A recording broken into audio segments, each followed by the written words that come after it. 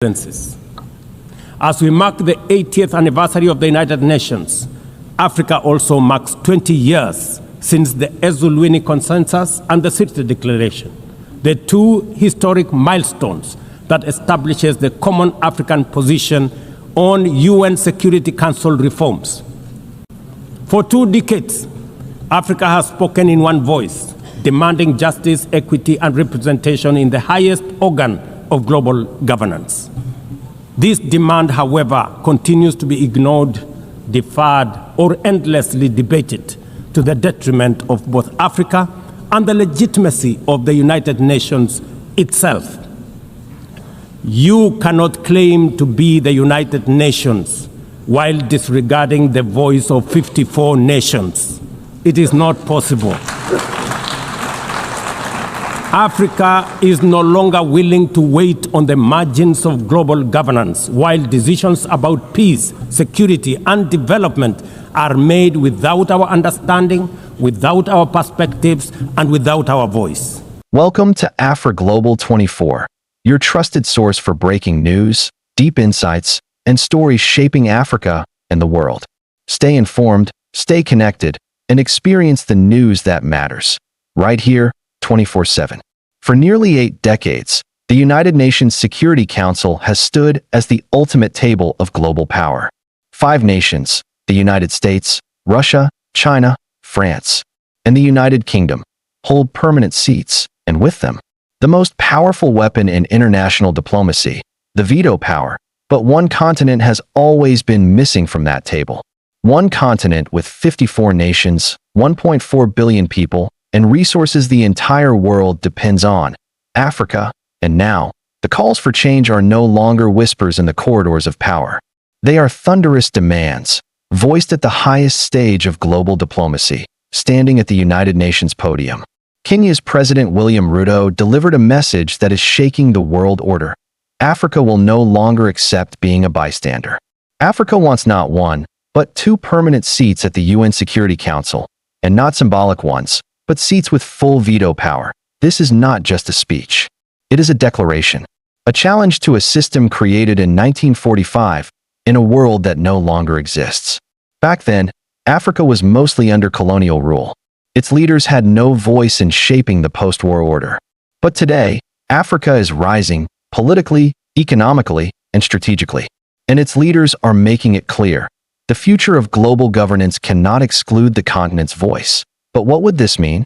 What would it mean if Africa gained veto power? The same authority that allows 5 nations to block wars, sanctions, resolutions, and interventions. How would it reshape international politics if Africa, long treated as the world's resource basket, suddenly had the power to say no at the highest level? The implications are profound. Imagine an Africa that could veto military interventions it deems unjust. Imagine an Africa that could shape global policies on climate change, trade, debt, and development, not as a junior partner, but as an equal power. Imagine how that would shift negotiations with Europe, with America, with China. But it's not just about imagination. This is about justice. For decades, Africa has been the stage for conflicts debated in New York, but rarely has it been allowed to decide the outcome. From peacekeeping missions to sanctions, decisions that impact millions of African lives have been made without Africa's consent. And now, President Ruto is saying, enough is enough. The timing could not be more significant. Across the continent, a wave of assertiveness is redefining Africa's relationship with the world. From West Africa's rejection of French dominance to bold moves in resource sovereignty, African nations are stepping away from dependency and demanding respect. At the same time, global power is shifting. The rise of China, the resurgence of Russia, and the weakening of Western dominance have opened cracks in the old system that in this fluid landscape. Africa sees its chance. It is no longer content to be courted with aid and promises. It is demanding structural change at the very heart of the international order. But here lies the challenge. Will the existing permanent members, the P5, ever allow this? The veto is jealously guarded. The United States, Russia, and China use it as a shield for their interests. France and the UK cling to it as proof of global relevance. Would they willingly share this power with Africa? And if not, what happens next? Does Africa intensify its push through the African Union? Does it leverage its resources, its markets, its votes at the UN General Assembly to force concessions? Does it even consider building alternative platforms for global governance? These are not theoretical questions.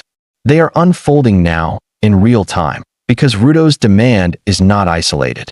It echoes the Eswatini Consensus, a long-standing African Union position calling for 2 permanent and 5 non-permanent African seats at the Council.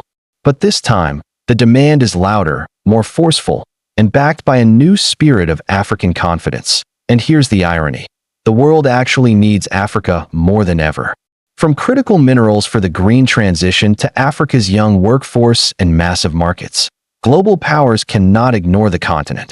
Africa's bargaining position has never been stronger. When Kenya's president told the UN that Africa wants 2 permanent seats with veto power, he wasn't just making a speech. He was speaking the truth of an entire continent. A truth that says the global order built in 1945 is outdated, unjust, and unsustainable. A truth that says Africa will no longer wait politely at the door of power. The real question now is not whether Africa deserves a seat at the table. The real question is, can the world afford to deny it? Because in the 21st century, the world's future, from peace to prosperity, from climate to security, will be shaped not only in Washington, Moscow, or Beijing, but also in Nairobi, Abuja, Addis Ababa, and Johannesburg. This is the moment. This is Africa's demand. 2 permanent seats, veto power, equality on the global stage, and the world must decide. Will it embrace this change or cling to an order that leaves Africa out? Either way, history is moving. And Africa is no longer asking, it is insisting. In the world of international diplomacy, there is one table that decides the fate of nations, the United Nations Security Council. And at that table, there is one tool that stands above all others, the veto power. With a single vote, the United States can block a resolution supported by 190 other nations. Russia can halt investigations into its wars. China can stop sanctions on its allies. France and the United Kingdom can protect their interests, regardless of global opinion. For nearly 8 decades, this has been the structure of power. 5 nations, known as the P5, hold permanent seats and veto authority. And yet, one continent with 54 countries, more than 1 billion people, and resources the entire world depends on has no voice at that table, Africa. But that may be about to change. At the United Nations General Assembly, Kenya's President William Ruto stood before the world and delivered a bold message. Africa is done waiting. Africa demands 2 permanent seats at the Security Council with full veto power. This is not symbolic. This is not about representation alone. It is about rewriting the rules of global power. To understand why this demand is seismic, we need to go back to 1945. The Second World War had ended, and the victors gathered to build a new world order. The United Nations was born, and at its core was the Security Council, tasked with maintaining peace and security. 5 nations, the U.S., the Soviet Union, China, the U.K., and France, were granted permanent seats.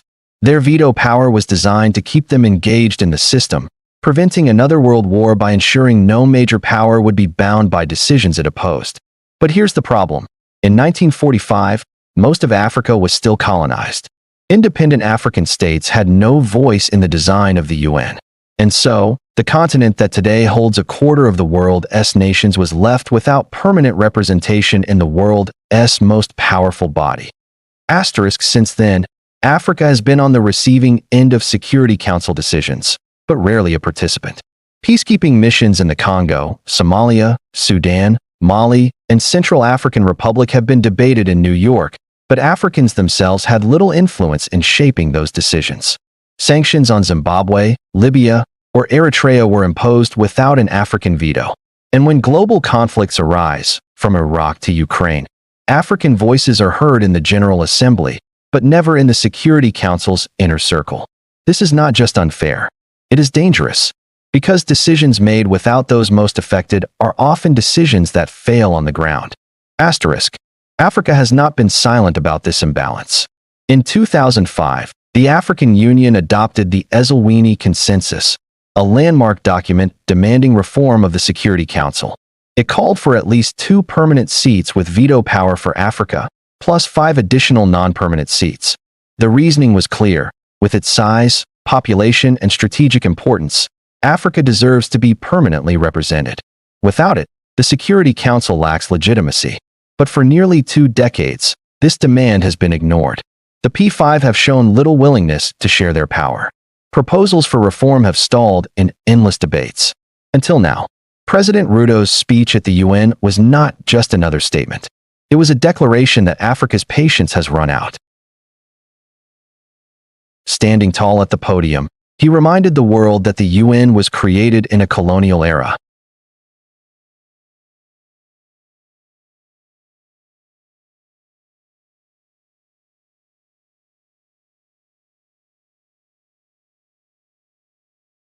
That Africa was silenced at its birth. That for nearly 80 years, the continent has been forced to accept a global order in which it has no equal voice. And then he made it clear, Africa is no longer asking. Africa is insisting. 2 permanent seats. Full veto power. Nothing less will do. This was more than rhetoric. It was a reflection of Africa's rising confidence. Across the continent, leaders are rejecting old hierarchies, from West Africa's break with France to Southern Africa's demands for fair trade. The message is the same. Africa will no longer sit at the children's table of global politics.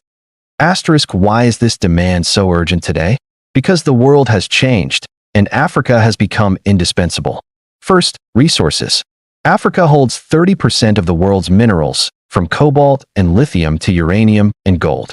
These are essential for the global energy transition. Without Africa, the world cannot power its future. Second, people. By 2050, Africa's population will double to 2.5 billion, with the youngest workforce in the world. In an aging global economy, Africa is the future of labor, innovation, and markets. Third, geopolitics. Africa is no longer anyone's backyard. China, Russia, Turkey, the Gulf states, and the West are all competing for influence. Africa is a central stage in the contest for global power.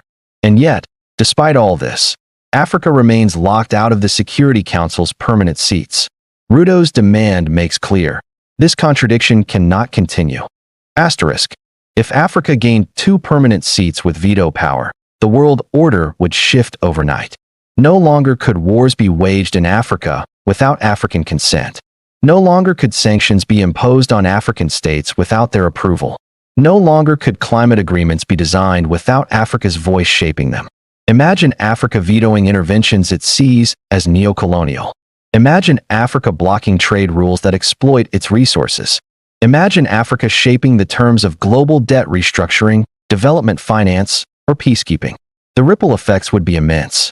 Global powers would be forced to negotiate with Africa as equals, not as aid recipients, but as co-architects of the global order. Of course, the road to this reform is steep. The P5 guard their veto power fiercely. The United States uses it to shield Israel. Russia uses it to defend its wars. China uses it to protect its allies. France and the UK cling to it as proof of global relevance. Would they willingly give Africa 2 seats with the same power? Unlikely. Any reform requires their approval, and they know that sharing the veto dilutes their dominance. This is why, for decades, Security Council reform has been talked about but never achieved. Every attempt has collapsed under the weight of veto politics. But Africa's demand changes the conversation. It is no longer about polite requests. It is about legitimacy. If the UN cannot represent the world as it is, how long before the world looks for alternatives? Here's where Africa has an advantage. The continent holds 54 votes in the UN General Assembly, more than any other region. Those votes matter in elections for the Secretary General, in resolutions, in shaping global debates. Africa also holds economic leverage. Its minerals, markets, and manpower are critical for the future. No global power can afford to alienate Africa in the 21st century. If Africa acts collectively, through the African Union and alliances like the Eswatini Consensus, it can turn this leverage into pressure. It can say, support reform or lose access to Africa's cooperation. And with leaders like Ruto giving voice to this demand, the pressure is only building. How has the world responded? Some nations, like China, publicly say they support greater African representation, though whether they would back full veto power is unclear. The United States has expressed support for African permanent seats, but is vague on the veto. France has hinted at openness, but fears losing influence. Russia, too, plays both sides. What is clear is that no P5 nation wants to give away real power. But what is also clear is that Africa's demand is now impossible to ignore. Every time the Security Council acts without Africa, its legitimacy will be questioned. Every time Africa is sidelined, the cracks in the UN's authority grow deeper. Asterisk, so what happens next? Africa's demand will not be met overnight, but it plants a seed. It signals a future where global governance cannot stay frozen in 1945. A future where Africa is not a subject of decisions, but a maker of them. For Africa, this is about dignity, justice, and equality. For the world, it is about survival. Because no global order can last if it excludes a continent of 1.4 billion people. Ruto's speech is a warning: reform or risk irrelevance. Reform or risk a world where Africa builds its own institutions, its own alliances, and leaves the UN behind. The Security Council can remain a council of five clinging to the past, or it can evolve into a council that truly represents the world. The choice is here. The moment is now. Kenya's President William Ruto did not speak only for his nation. He spoke for a continent. 2 permanent seats. Full veto power. This is Africa's demand. This is Africa's right. And the world must decide. Will it share power and build a just future, or cling to an unjust past? Because history is moving. And this time, Africa is not asking. Africa is insisting. You've been watching Afri Global 24, your window into Africa and the world. If you found this video informative, don't forget to like, share, and subscribe to stay updated on the latest stories shaping our continent and beyond. Hit the notification bell so you never miss a report. And join the conversation in the comments below. Until next time, this is Afri Global 24, bringing Africa closer to the globe 24 hours a day.